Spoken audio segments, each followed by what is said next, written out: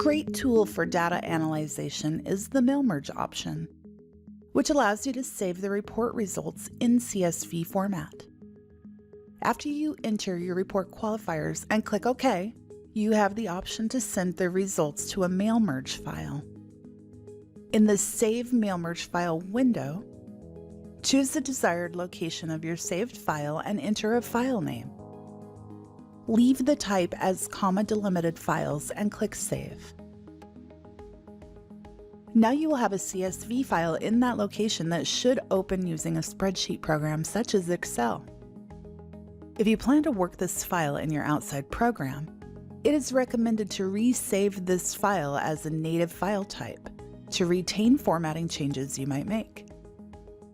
For instance, here in Excel, I will go to File, Save As, choose an appropriate location, and change the Save As type to an Excel workbook. Back in our ASI program, if I am not presented the option of Mail Merge File, which is the case on many of the financial reports, the program is automatically generating a CSV file in the root program folder. Simply run the desired report all the way to the preview, minimize the program, and locate the root folder.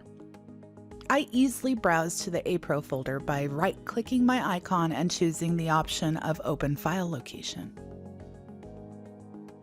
Putting the content of this folder in date-modified order with the newest items at the top will bring my last report.csv or transdetail.csv to the top. When you open this file, you will see the data for the last report you ran. Keep in mind that this file is replaced when you run your next financial statement, so you may wish to copy it out of the folder to another location. Occasionally, an agency may wish to take an entire database to CSV. For instance, if I'm ready to clean up my company list, I might wish to have the entire table in Excel first.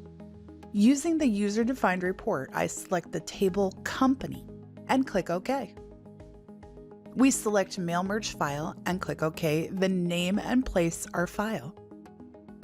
Now the entire company database is in the resulting CSV file.